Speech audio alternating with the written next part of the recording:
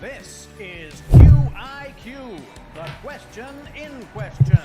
Brought to you by TherapyBites Art Lab.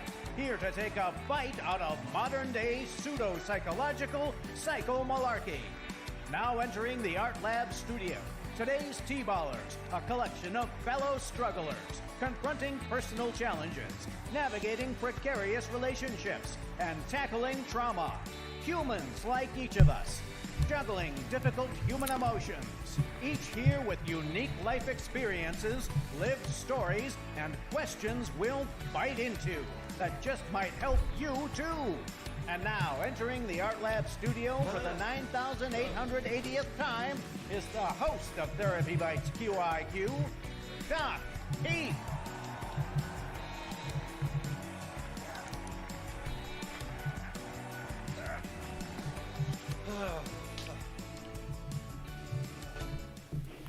Hey guys, welcome to QiQ. Thank you for being here. We're so glad that you guys are going to join us, and a lot of folks are going to join us in the replay, and that will be on YouTube if for some reason it doesn't store well on your social media platform, which we are streaming to Facebook, hopefully.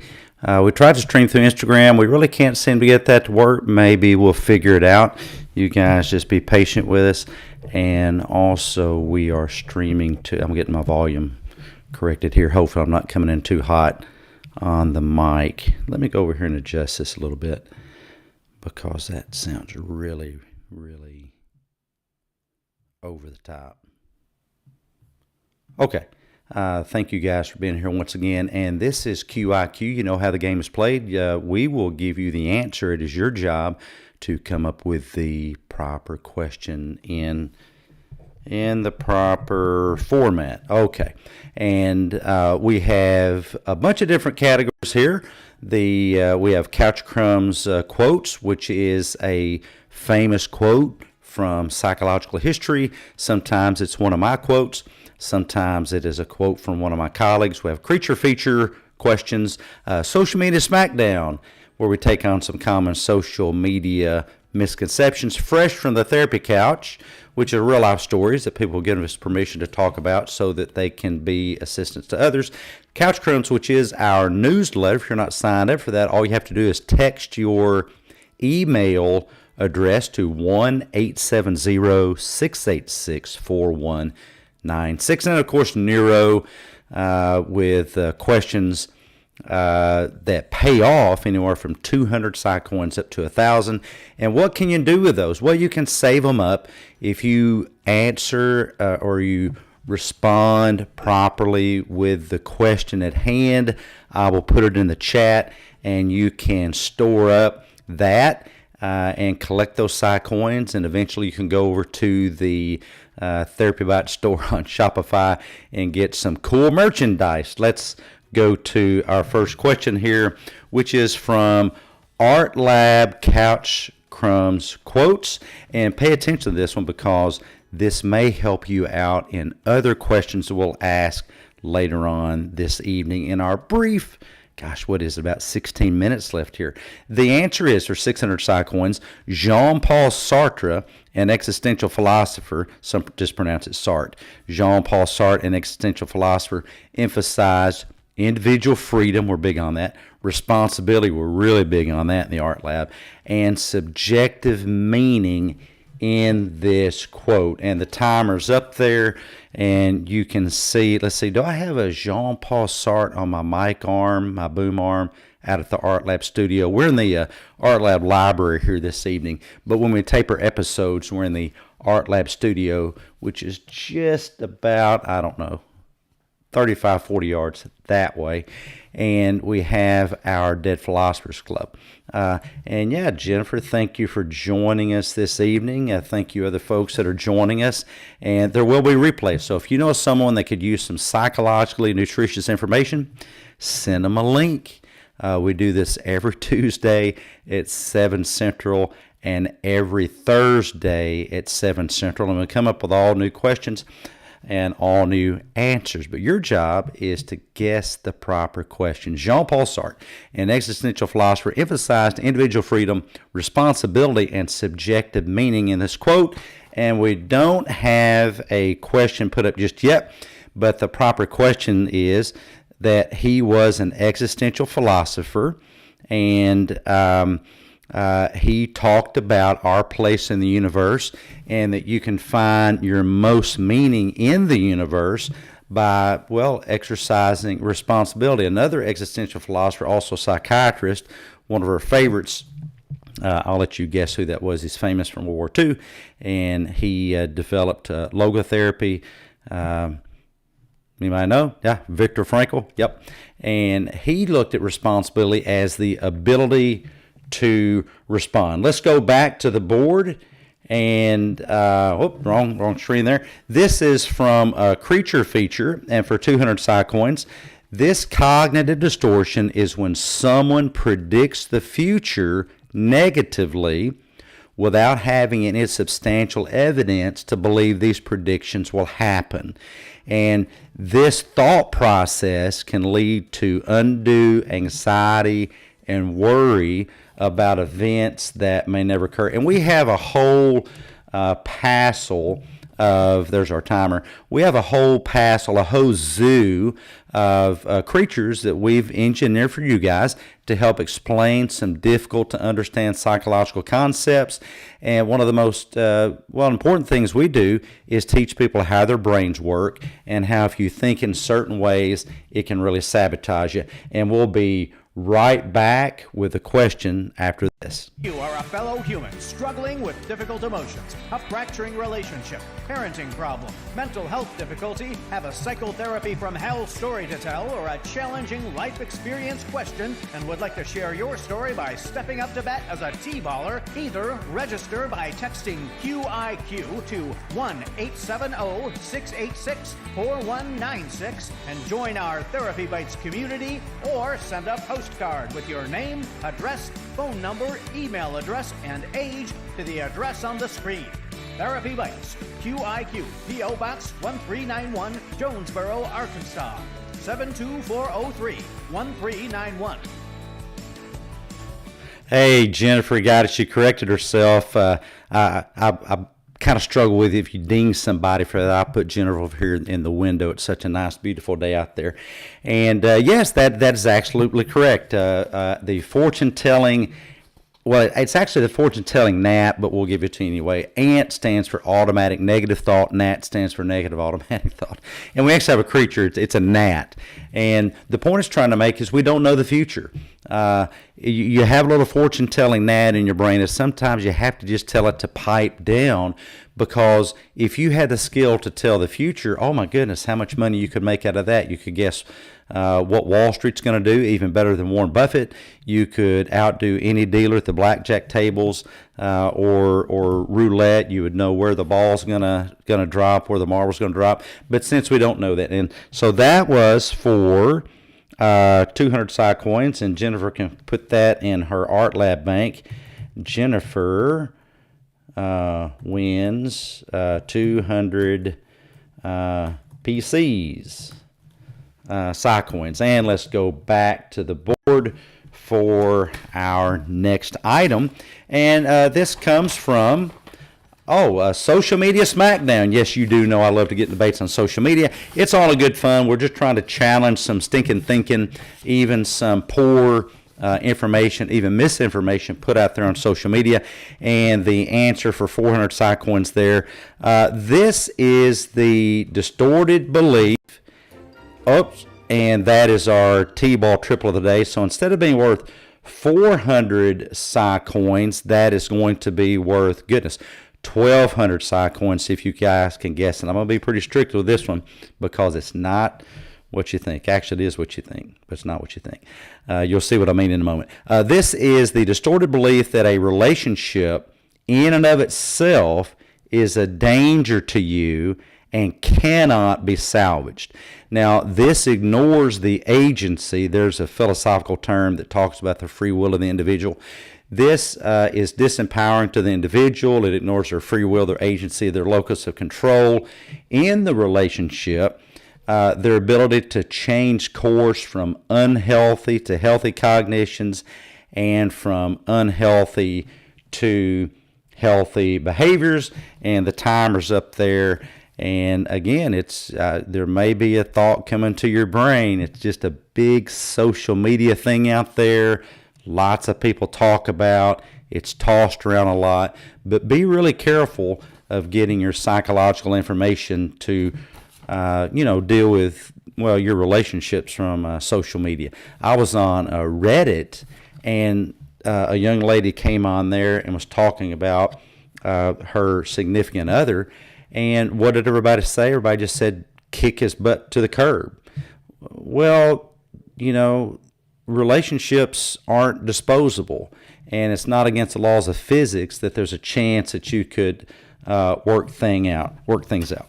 So this is the distorted belief that a relationship in and of itself is a danger to you and cannot be salvaged. This ignores agency, free will, internal locus of control of those in the relationship, their ability to change their course.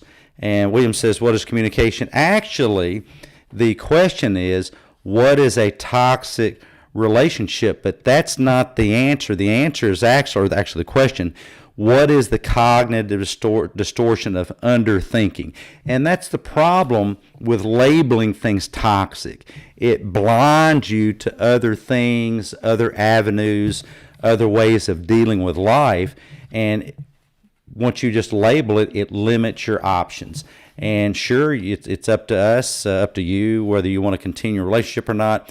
But just because you choose not to continue it doesn't mean it is impossible, that is against the laws of physics, to be continued. And we will go back to the board for our next item here. Oops, wrong screen there. And this is from fresh from the therapy couch. We actually have folks that want us to share out struggles they've been through, and we have lots of people that struggle with this one. Fresh from the therapy couch. This is for 600 Psy coins. And again, if you're joining us in the after plays, the replays, you can't win money then or merchandise then, but you can if you join us live, and we will.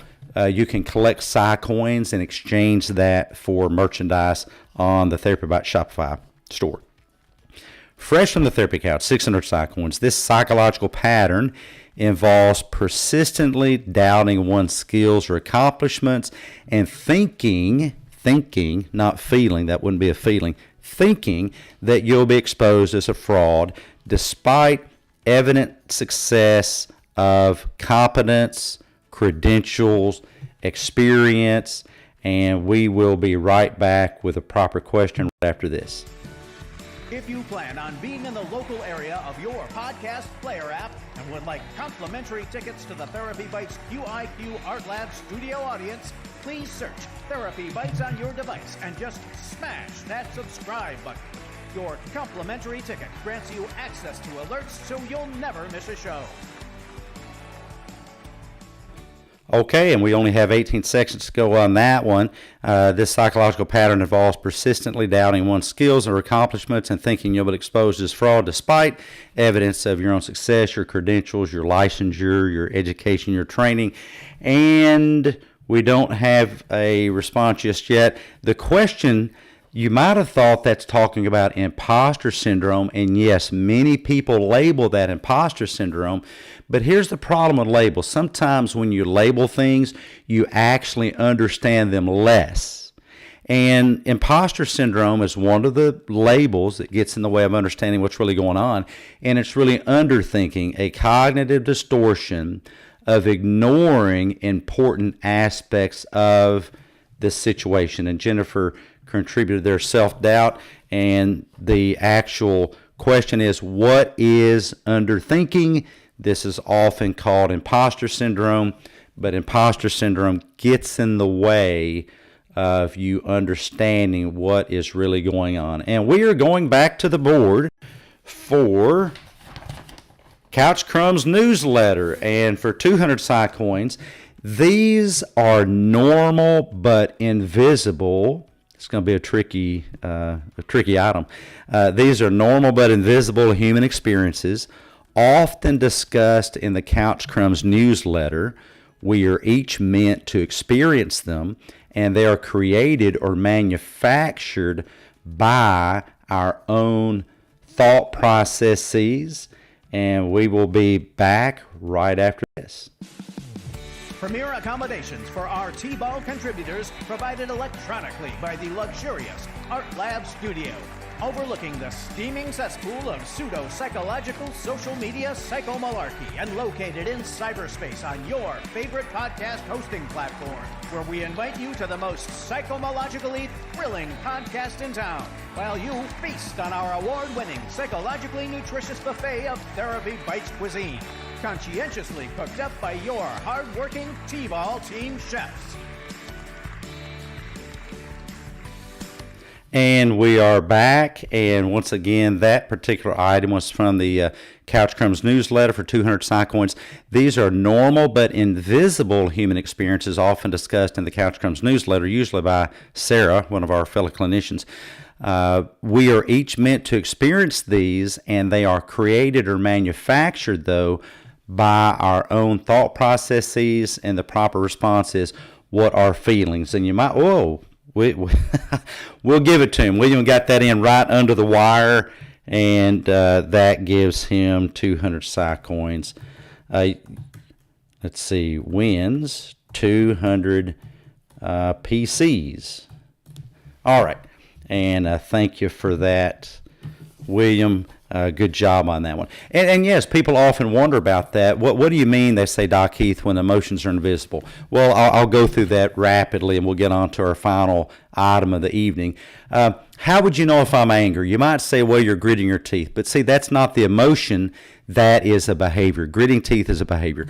You might say, well, you're yelling. Yelling is a behavior.